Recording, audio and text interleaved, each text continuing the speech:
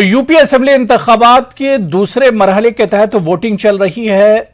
सुबह 7 बजे से वोटिंग शुरू हुई थी और शाम 6 बजे तक पोलिंग होनी है। लोगों का जोशो खरोश देखा जा रहा है। बड़ी तादाद में लोग अपने घरों से निकल रहे हैं। और यूपी के अलावा अगर हम बात करें तो गोवा की 40 और उत्तराखंड की 70 सीटों पर आज पोलिंग हो रही है। गोवा में सुबह 8 बजे से पोलिंग शुरू हुई थी, जबकि उत्तराखंड में माफ कीजिएगा सुबह 8 बजे से पोलिंग शुरू हुई थी और गोवा में भी सुबह 7 बजे से पोलिंग जारी है।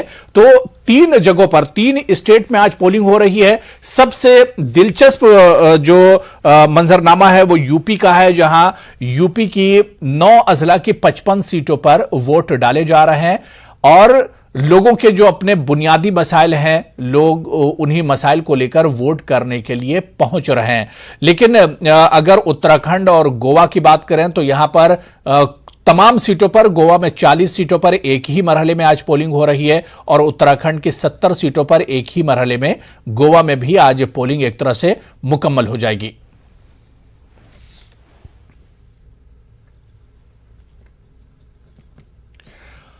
तो दूसरा मरहला किस जमात के लिए कितना अहम है या किन उम्मीदवारों के लिए कितना अहम है? कई जगह पर, क्योंकि दूसरे मरहले की जब हम बात करते हैं तो दूसरे मरहले की 55 सीटों पर ज्यादातर सीटें ऐसी हैं जहां पर मुस्लिम वोटर्स की अक्सरियत है, बड़ी तादाद है मुस्लिम वोटर्स की। चाहे मुरादाबाद की बात करें, बरेली की बात करें, रामपुर की बात करें, बिजनौर की बात करें, सहारनपुर की बात करें, ये कई अजला हैं जहां पर बड़ी तादाद में मुस्लिम आबादी है और मुस्लिम वोटर्स की तादाद यहां पर अच्छी खासी है। हमारे साथ एक खास मेहमान बहुजन समाज पार्टी के स्पोक्स पर्सन फैजान खान साहब इस वक्त हमारे साथ राज तौर पर जुड़े हुए हैं। फैजान जी, न्यूज 18 उर्दू में आपका बहुत इस्तकबाल है। 2017 में फैजान जी हमने देखा था कि सेकेंड फेज में बीएसपी को एक भी सीट नहीं मिली थी, लेकिन बीएसपी का वोट शेयर बहुत अच्छा था। देखिए, इस बार भी हमें पूरी उम्मीद है। ये आपने सही कहा कि हमारा 2017 में 403 सीटों की अगर पूरी बात करेंगे तो कम से कम 109 सीट ऐसी जिसमें दूसरे नंबर पर है और इंशाल्लाह इस बार हमें पूरी उम्मीद है अपने इस 55 सीटों पे जो इस वक्त चुनाव हो रहा है आज के दिन, इस पर पूरा विश्वास है कि इस बार हम बहुत अच्छा प्रदर्शन करने जा रहे हैं और उत्तर प्रदेश में पूर्ण बहुमत की सरकार बनाएंगे। आप देखेंगे कि हमारे इस क्षेत्र में 55 सीटों पे अक्सरियत जो है वो मुस्लिम कम्युनिटी की है। हमारे अनुसूचित जाति दलित समाज की बहुत अच्छी खासी वोट रेशियो यहाँ पर है। तो लिहाजा ये हमें पूरी यकीन है इस बात का कि क्योंकि आदरणीय बहन जी ने हमेशा जो है, माननीय बहन जी ने सौर समाज की बात की है, सबका साथ की बात की है और सबका हमारा नारा ही है सर्वजन हिताय सर्वजन सुखाय। तो इस नीति पे और सबने 2007 के शासनकाल को भी हमारे देखा था कि हमने किस तरह से सबको लेकर साथ चला था और सबके लिए, और खास तौर से जिसकी जितनी हिस्सेदारी उसकी उतनी भागीदारी। आप देखेंगे अगर तो भारतीय जनता पार्टी का ये नारा सबका साथ सबका विकास ऐसी झूठा साबित होता है जब उसने एक भी माइनॉरिटी कैंडिडेट नहीं दी। वही समाजवादी पार्टी को भी आप देखेंगे, उसने इस बार के चुनाव में खासा जो है देखने को मिल रहा है कि उसने जो है मुस्लिम कम्युनिटी के खासकर नेताओं को जो है अपने यहाँ से वो छल किया है, उनको धोखा दिया है। उन सबको बहुजन समाज पार्टी एक ऐसी पार्टी है जिसने गले लगाया और उन सबको उनकी हिस्सेदारी दी। तो इस तर्ज पर मुस्लिम कम्युनिटी में भी 55 सीटों पर खासा इस बात को लेकर, समाजवादी को लेकर नाराजगी और खुशी इस बात की है कि माननीय बहन जी के रहते हुए कभी भी मुस्लिम कम्युनिटी के साथ भी अन्याय नहीं होगा। जिस तरह से भारतीय जनता पार्टी उनके साथ सौतेला व्यवहार करती है वो नहीं होगा। इस स्तर पर पूरा समाज आज हमारे साथ है और 55 सीटों पे आप देखेंगे इस बार हमारा रिजल्ट इंशाल्लाह ताला बहुत ही अच्छा होने वाला है और यूपी की तस्वीर बदलने वाली है। और भारतीय जनता पार्टी समाजवादी पार्टी की क्रूरता से, ये ध्रुवीकरण तुष्टीकरण की राजनीति से ऊपर उठकर इस बार सब लोग बहुजन समाज पार्टी के साथ है, देश के संविधान। फैजान जी, बीएसपी को लेकर इस बार एक बात क्यों कही जा रही है, खासतौर से मायावती जी को लेकर और बीएसपी को लेकर एक बात कही जा रही कि उतनी चार्मिंग नहीं दिखी कैंपेनिंग की अगर बात की जाए तो मायावती जी ने बहुत कम रैलियां की और मायावती या बीएसपी को जितनी मेहनत 2017 में बीएसपी ने की थी उतनी मेहनत पार्टी इस बार करती नजर नहीं आई। देखिए, हर किसी की अपनी रणनीति होती है पार्टी की और इस बार लिहाजा आदरणीय बहन कुमारी मायावती जी ने देखा, अपने आगरा में जब पहली रैली उन्होंने स्टार्ट किया, आगाज किया इस बात का, तभी आपने देखा कि उन्होंने इस बात को मीडिया बंधुओं को खास तौर से इस बात की ये बताया कि वो क्या कर रही थी। बूथ लेवल तक की कमेटी से लेकर जिला अध्यक्ष, विधानसभा अध्यक्ष और मंडल स्तर और फिर प्रदेश लेवल पे सब चीजों को आदरणीय बहन जी ने खुद ब खुद मॉनिटरिंग की है, देखा है, सबको कार्यकर्ता पदाधिकारियों को आदेश किया है। वो इसी सब चीजों में इस वक्त बिजी रही और जब रैली का वक्त आया तो सही मौके पे उन्होंने आगे निकलने का काम किया और उस वक्त आगरा से अपनी रैली स्टार्ट की। और लोगों में, हाँ, ये हम जरूर कह सकते हैं कि मीडिया के शोर शराबा से माननीय बहन जी हमेशा दूर रही हैं और दूर रहने की कोशिश करती है, क्योंकि वो हमारे पार्टी के साथ साथ एक बहुजन समाज पार्टी एक मूवमेंट भी है, मिशन भी है, जिसके तहत हमें काम करना पड़ता है। और हम डोर टू डोर कैंपेन पे विश्वास रखते हैं और जमीनी स्तर पे रह के बात करते हैं, ना कि भारतीय जनता पार्टी और समाजवादी पार्टी की तरह आकाश में और हवा में वादे खिलाफी, जुमलेबाजी और घोषणा पत्र, नकली घोषणा पत्र जिसे हम कह सकते हैं, जिसका कोई वजूद नहीं है जमीनी स्तर पे। वो आप तीनों पार्टियों को देखेंगे, चाहे वो कांग्रेस हो या समाजवादी हो या भारतीय जनता पार्टी हो। बिल्कुल फैजान जी, एक चीज आप मानेंगे कि 2017 में और 2019 के चुनाव में एक चीज दिखी थी कि जहां पर खासतौर से वेस्टर्न यूपी की अगर हम बात करें, जहां पर मुस्लिम वोटर्स की तादाद ज्यादा है, समाजवादी पार्टी, बीएसपी, कांग्रेस या दूसरी जो छोटी मोटी पार्टियां थी, उन्होंने मुस्लिम उम्मीदवार ऐसे सीटों पर उतारे जहां पर मुस्लिम वोटर्स की तादाद ज्यादा थी और वहां पर बीजेपी जीत कर आई थी। कुछ आपको नहीं लगता है कि इस बार भी उसी तरह की तस्वीर है? बीएसपी ने भी काफी मुस्लिम उम्मीदवार उतारे मैदान में। नहीं, देखिए, आप अगर 2017-2019 की बात ना करें, हमेशा से माननीय बहन जी ने हमेशा से, क्योंकि जिसकी जितनी हिस्सेदारी होती है उसकी तो भागीदारी मिलती है, तो जाहिर सी बात है, जब हमारे परसेंटेज उत्तर प्रदेश में माइनॉरिटी की 19 से 20% है, तो उनको 403 में 19 से 20% मिलना चाहिए। तो हम चाहे पक्ष में रहो चाहे विपक्ष में रहो, हम उनकी हिस्सेदारी हमेशा दी है और देते रहेंगे। लिहाजा हम ये जरूर कह सकते हैं कि समाजवादी पार्टी, कांग्रेस पार्टी रणनीति बनाती है, वे लोग छल करती है, धोखा देती है, जमा पे और कुछ कहती हैं, भरोसा देती हैं कम्युनिटी को। पूरी की पूरी लीडरशिप आप देखेंगे मुस्लिम कम्युनिटी की वेस्टर्न से समाजवादी पार्टी, कांग्रेस पार्टी ने गायब कर दी। सबको भरोसा दिलाकर कि हम तुम्हें टिकट देंगे और उनको लास्ट मोमेंट पे छल दे और कपट करने का काम किया। और उनकी पूरी की पूरी प्रतिनिधि जो है, लीडरशिप जो है पूरी, एक मैं मुजफ्फरनगर की बात कर लूं, पीलीभीत की बात कर लूं, अक्सरियत आप देख लेंगे जिले में जिसमें समाजवादी पार्टी इस बात को कहती थी कि मुस्लिमों के साथ है, जबकि वो सिर्फ जुबान से कहती है, दिल की हकीकत सब लोग जानते हैं तो किस तरह से मुस्लिम हितैषी नहीं बल्कि सिर्फ भारतीय जनता पार्टी के सामने तुष्टीकरण और ध्रुवीकरण और जाति करने के लिए मुसलमानों की बात करती है और उन्हें जमीनी स्तर पर कोई भी नहीं देती है, ना आगे बढ़ाने का काम करती है। लेकिन बहुजन समाज पार्टी इस बात का खासा ख्याल रखती है, चाहे वो अपर कास्ट में खासतौर से ब्राह्मण समाज हो, मुस्लिम समाज हो, दलित समाज हो, पिछड़ा वर्ग हो, तो हम जिसकी जितनी हिस्सेदारी होती है उसकी उतनी भागीदारी हर एतबार से देते हैं, चाहे वो सरकारी बजट में हो, सरकारी वजीफे में हो या आप टिकट बंटवारे में हो। हर एतबार से सामाजिक, आर्थिक, शैक्षिक स्थिति में हम बराबरी की हिस्सेदारी देते हैं। फैजान जी, बीजेपी शुरू से जीत के दावे कर रही है और 300 प्लस जो उसका मिशन है उस पर वो काम कर रही है, उस पर दावा भी कर रही है।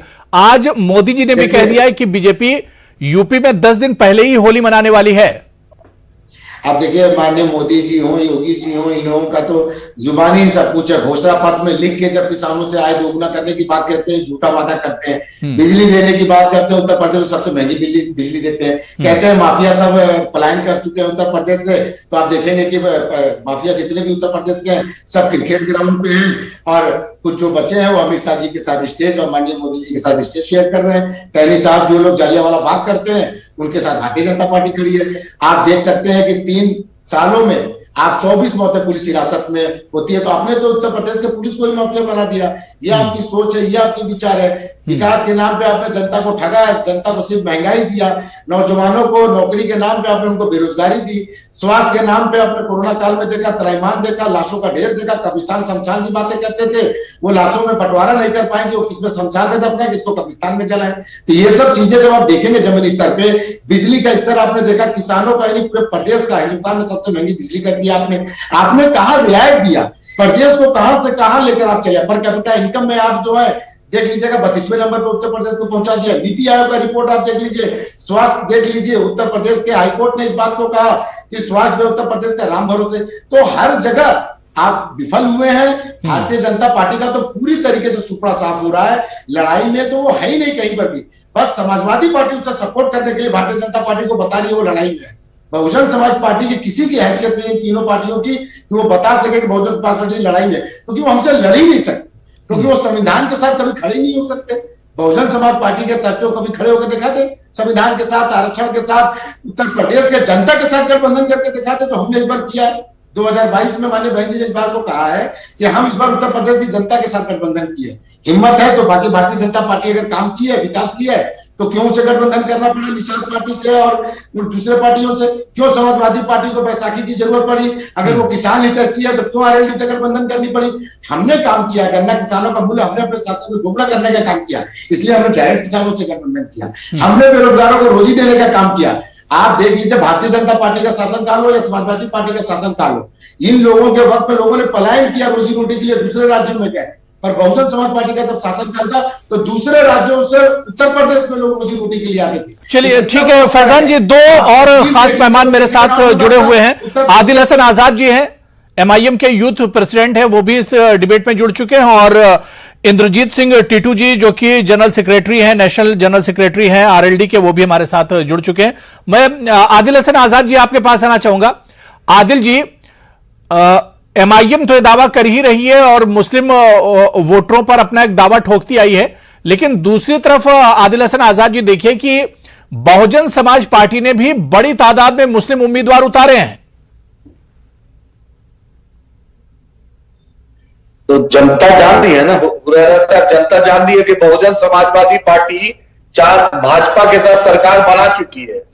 गुजरात में जब नरेंद्र मोदी चीफ मिनिस्टर थे उसके बाद भी बहुजन समाजवादी पार्टी थे, तो जनता को तो जवाब देना पड़ेगा ना। जब यूएपी एक्ट लगा, जब कश्मीर का मुद्दा आया, ट्रिपल तलाक का मुद्दा आया, तो बसपा कहां थी? अफराजुल के मुद्दे पर, जुनैद के मुद्दे पर, तबरेज अंसारी के मुद्दे पे आप कभी देखा बसपा को कभी आंदोलन करते हुए? आखिर मुसलमानों की आप वो टिकट दे रहे हैं, लेकिन मुसलमानों को की आदत कब देगा? भाजपा के साथ आप सरकार बनाइएगा तो जनता आप पर कैसे विश्वास करेगी? आपका पिछले साल एमपी भाजपा के सहयोग से बने।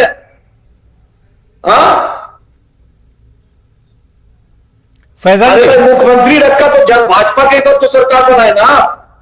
मुसलमानों को जो बलगराने का काम चल रहा है, जो आप हम बलगराने नहीं है मुसलमान को, ये देश हम मुसलमान को नहीं है। मुसलमान को हम की आदत देना चाहते हैं, मुसलमान को चाहते हैं कि उसकी हिस्सेदारी मिले। मुसलमान कैसा क्यादत? आप मुसलमानों का क्यादत कभी जिन्ना और वैसे नहीं हो सकते। क्यों नहीं बोले? अरे भाई ट्रिपल तलाक पे क्यों नहीं बोले?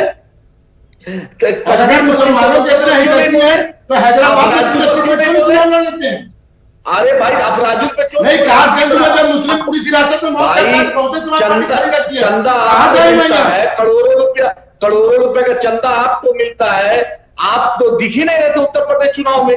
आप तो अभी दर्शन जनता पूरी तरीके से पता है कि बहुजन समाज पार्टी के गवर्नमेंट में चाहे वजीफे की बात हो, मदरसा एजुकेशन की बात हो, मान्यता की बात हो, या यूनिवर्सिटी की बात हो, या वक्फ बोर्ड की बात हो, या आयोग की बात हो, संसद आयोग बहुजन समाज आप लोगों की तरफ जुबानी जंग नहीं लड़ता बहुजन समाज पार्टी, जमीनी स्तर पर मजबूती देता है। और आप लोगों की तरह भारतीय जनता पार्टी के तर्क पर नफरत कराने का काम नहीं करता पार्टी कि भाजपा के सहयोग से आप सरकार बनाते हैं और आप मुसलमानों की क़यादत की बात करते हैं। 370 पर नहीं, मुसलमानों की क़यादत आपको क्या लगता है कि भारतीय जनता पार्टी के साथ साझेदारी करके आप कर लेंगे? क्या देश से छुपा है? भारतीय जनता पार्टी के टिकट से वैसी साहब इस राज्य से उस राज्य जाते हैं। कहां थे ट्रिपल तलाक पे? कहां नहीं, आप अपने प्लेन के टिकट दिखा दीजिए, कहां से थे वैसी साहब की टिकट की फ्लाइट की कहां से होती है? हमारे मुद्दे पर आज तक आप कब आगे आए हैं? दही जमी रहती है आप लोगों के लिए। सिर्फ जैसे भारतीय जनता पार्टी हिंदू करती है और हिंदुओं का सर्वनाश करती है, उसी तरीके से एमआईएम मुस्लिम चिल्ला के मुसलमानों का सबसे ज्यादा करते हैं। अरे भाई आप आज तक केरला में जीते हैं ना, कर्नाटका में जीते हैं ना, आप महाराष्ट्र में जीते हैं ना, आंध्रा में जीते हैं ना, तेलंगाना में जीते, क्यों जाकर चुनाव लड़ते? आपने कर्नाटका के चुनाव लड़ते हैं तो हम अपने प्रदेश में कम से कम सारे सीटों पर लड़ते हैं जहां पे हमारा बेस है। आपकी हिम्मत है तो आपका बेस है निज राज्य में, वहां पर पूरे सीट पर चुनाव लड़ते देख लीजिए। बीजेपी के लिस्ट नहीं बताइए, बीजेपी लिस्ट तैयार करती हो वैसी साहब। चलिए ठीक है, मैं इंद्रजीत जी आपके पास आ रहा हूं। देख लिए, मुस्लिम वोट की जब बात होती है, मुस्लिम वोटर्स की जब बात होती है तो इस तरह से तू मैं होती है, लेकिन यह बिल्कुल सच्चाई है कि मुसलमानों की भलाई, मुसलमानों के डेवलपमेंट, मुसलमानों की तरक्की की बात किसी ने नहीं की, और अगर तरक्की किसी ने की होती तो जमीनी सतह पर नजर आती। मैं इंद्रजीत सिंह टीटू जी आपके पास आना चाहूंगा। सर, यही सवाल आपसे, जिस मुस्लिम वोट पर एमआईएम और बीएसपी यहां पर तूतू मैमे करती नजर आ रही है, कोई भी पार्टी हो, चाहे आरएलडी हो, समाजवादी पार्टी हो, बीजेपी को आप अलग रख दीजिए, वो तो टिकट ही नहीं देते मुसलमानों को। मुसलमानों की तरक्की किसी पार्टी ने नहीं की है टिटू जी, ये सच्चाई है। देखिए जनाब, मैं तो सर्व समाज की बात करूंगा, ना जाट समाज की बात करूंगा, ना मुस्लिम भाई की बात करूंगा। हिंदू, मुस्लिम, सिख, ईसाई आपस में हैं भाई भाई।